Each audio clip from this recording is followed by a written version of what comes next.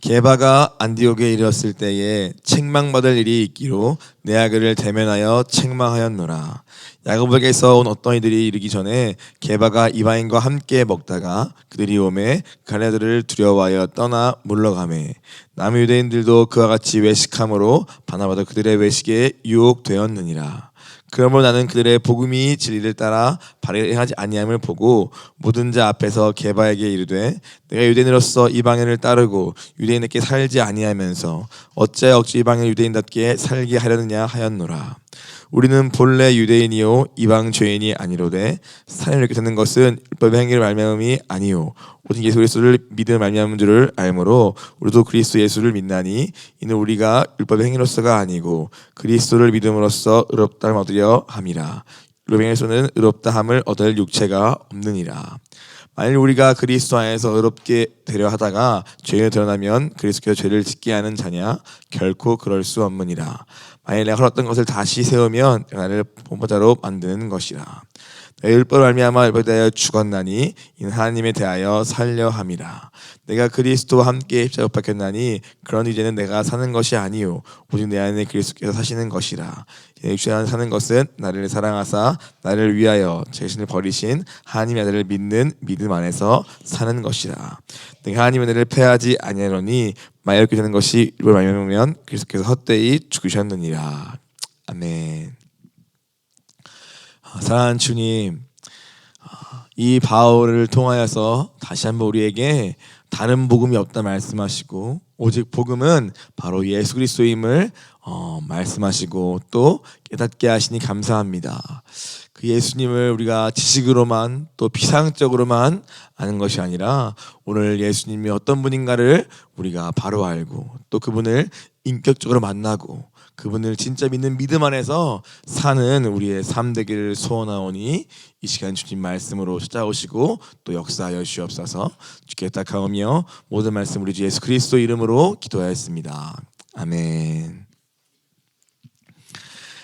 네, 오늘 갈라디아서 2장은 이제 계속해서 이제 바울이 자신의 받은 자신에게 알려주셨던 그 복음의 진리에 대하여 이제 계속 변호하고 또 이제 그 진리가 무엇인가를 이제 설명하는 그러한 장이 계속 이어지고 있습니다.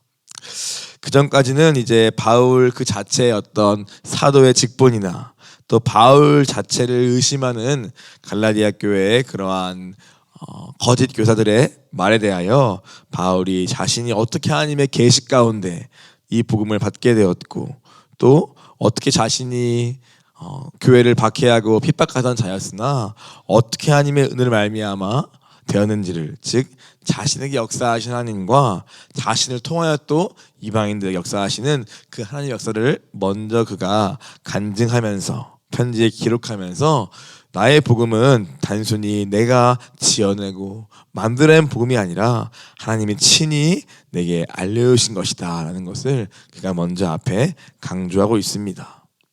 그러면서 이제 오늘 본문은 그가 과거에 베드로를 만났을 때 그 베드로와 있었던 그 얘기를 꺼내고 있습니다. 그것은 바로 베드로가 잠깐 그 역시도 믿음을 놓쳐서 그가 외식했던 그 순간을 그가 말하고 있는데요. 11절에 보니까 게바가 안디옥에 이르렀을 때에 책망들이 있기로 내 악을 대면하여 책망하였노라 라고 말합니다. 그는 바울 어떤 사람입니까? 철저하게 그 복음을 그 진리를 수호하기 위해 정말 목숨을 건 사람입니다. 그래서 그는 그 상대방이 사도이건 예루살렘에 정말 기둥같이 여기는 그러한 인물들일지라도 때론 그들이 하나님의 복음에서 그 진리에서 벗어나면 바울은 그들을 책망하고 또 반대하면서 오늘 사람에게 충성하는 것이 아니라 사람을 기쁘게 하는 것이 아니라 오직 하나님을 기쁘게 하기 위해 그는 타협 없이 이 복음을 증거하고 진리를 위해 싸운 그러한 사람입니다.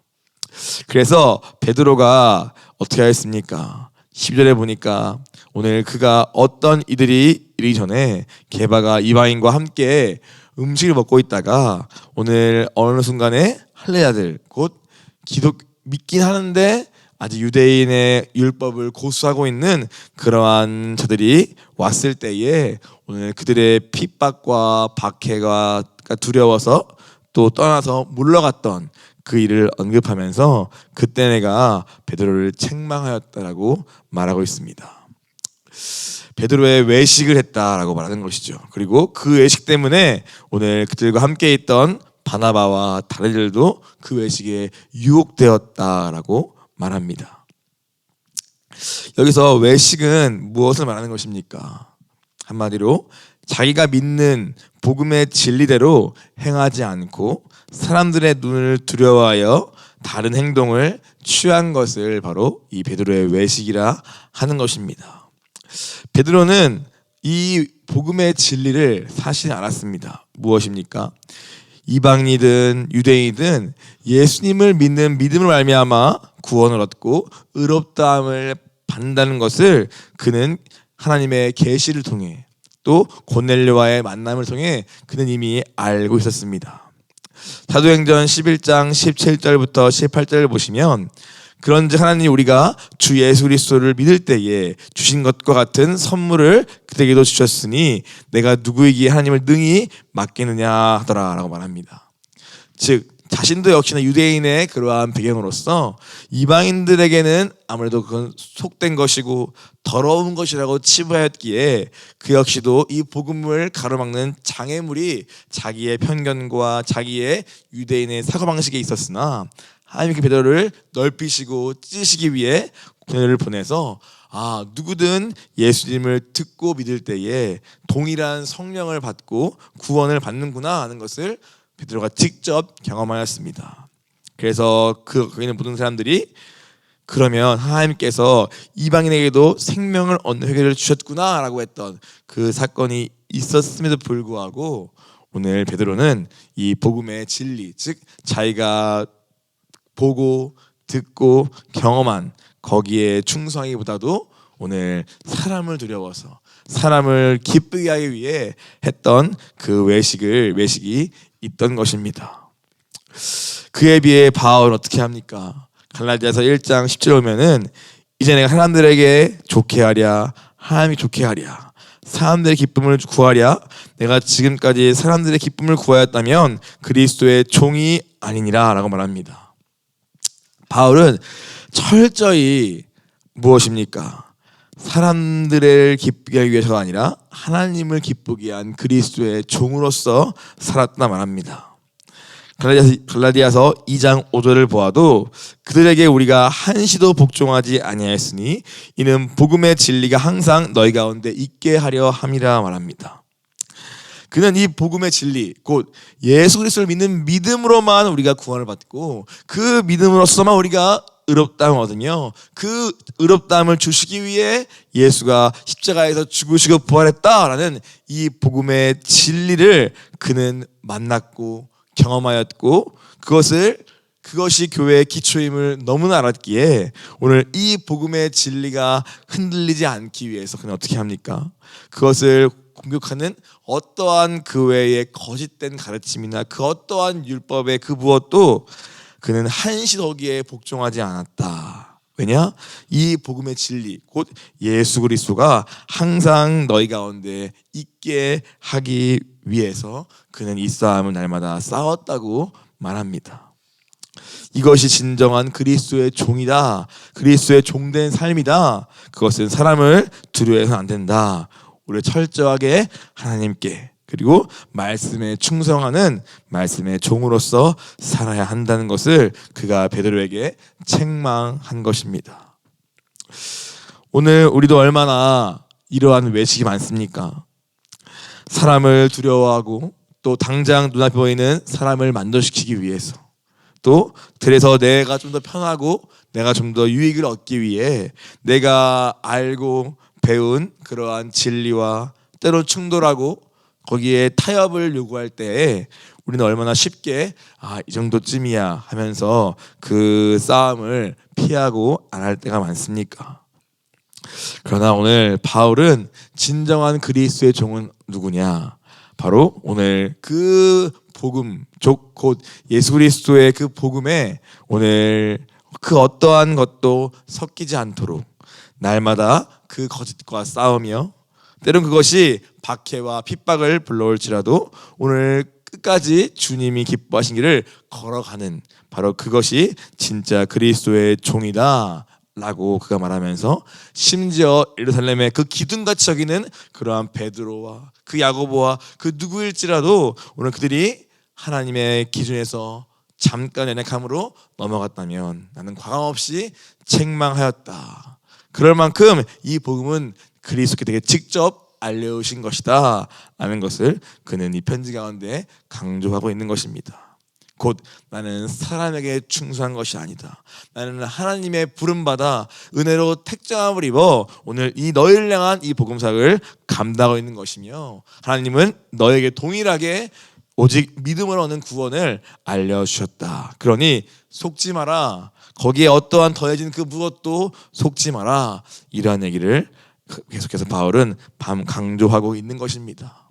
다른 복음은 없다. 예수 그리스도를 믿는 그 믿음 외에 그 무엇으로도 우리의 구원을 더하거나 뺄 수 없다. 그러니 오직 예수 그리스도를 믿는 그 믿음에 충실해야 할 것을 계속 말하고 있는 것입니다. 그러면서 이 복음의 진리에 대해서 조금 더 구체적으로 편지에 쓰고 있습니다. 먼저는 15절을 보니까 15절 16절에도 나와 있습니다. 사람이 의롭게 되는 것은 무엇 때문이냐? 율법의 행위로 말미암음이 아니라 오직 예수를 믿는 믿음으로 말미암는 것이다라고 그는 이 얘기를 한 번 더 언급합니다. 우리 같은 이 죄인들이 부패한 죄인들이 우리의 율법을 지키는 우리의 행위로서 우리의 노력으로서 우리의 어떠한 의지와 열심으로써 우리 자신을 의롭게 바꿀 수 있냐? 과연 우리가 우리의 노력으로서 의로워질 수 있느냐? 라고 물으면서 절대 그럴 수 없다. 우리 스스로는 절대 우리의 이 행위로서 하나님의 그 의로움에 이를 수가 없는 부정한 이미 부패한 실패한 자들이다.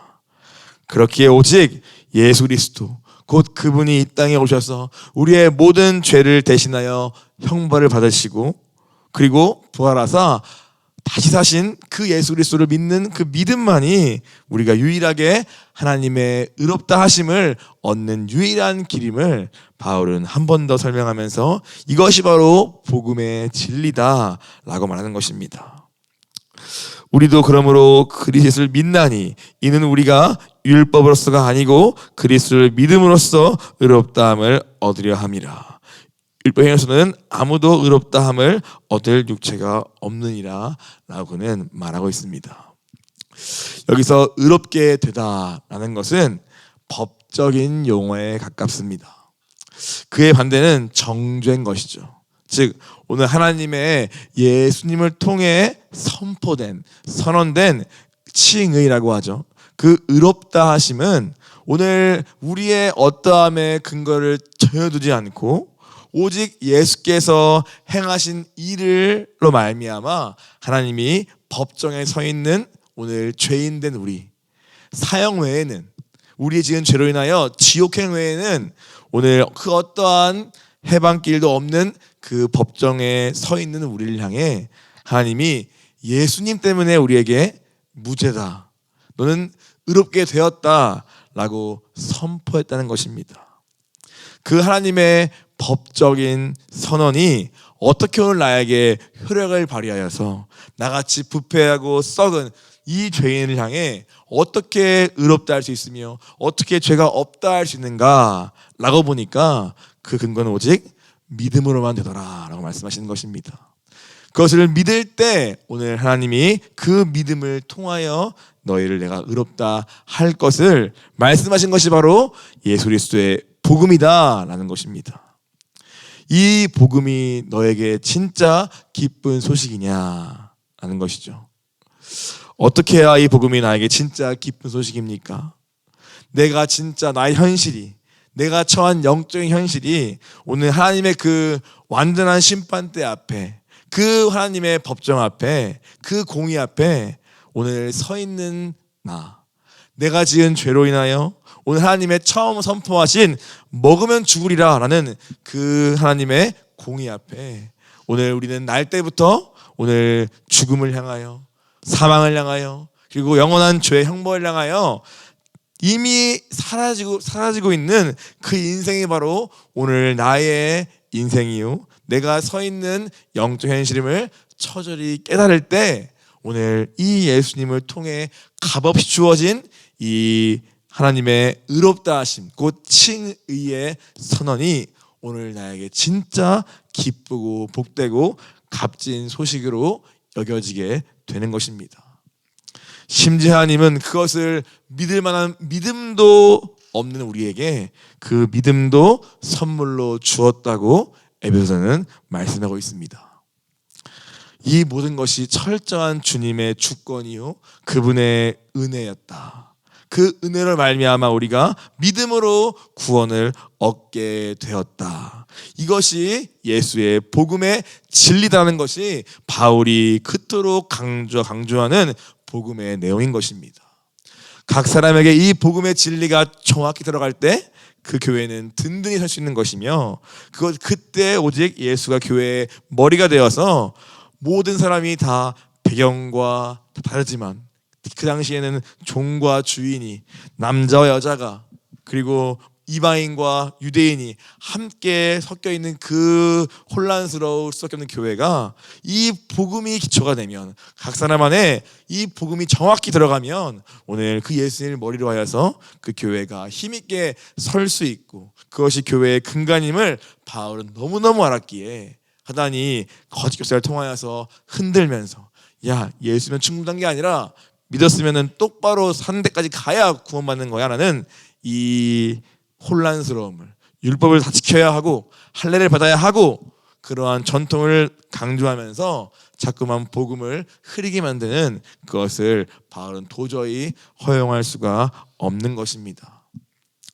우리 교회도 신 목사님께서 왜 30년간 새생명 하였습니까?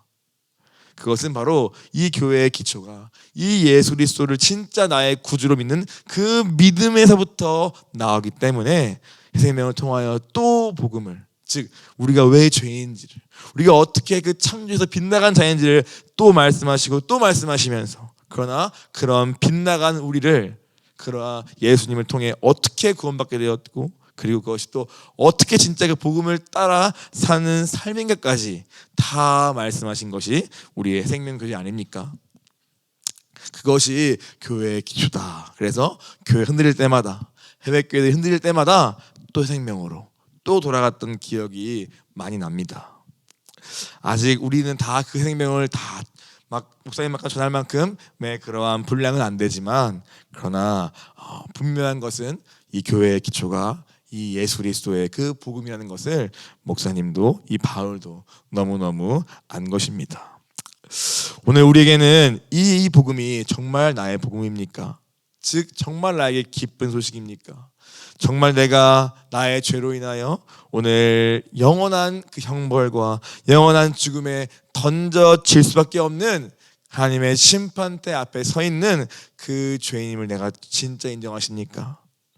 그렇다면은 내게 선물로 주신 이 믿음과 이 선물로 받은 믿음을 가지고 내가 믿게 된 예수 그리스도와 또 그분과의 이 만남이 내게 인생에서 가장 귀한 선물임을 우리가 붙잡게 될 것입니다.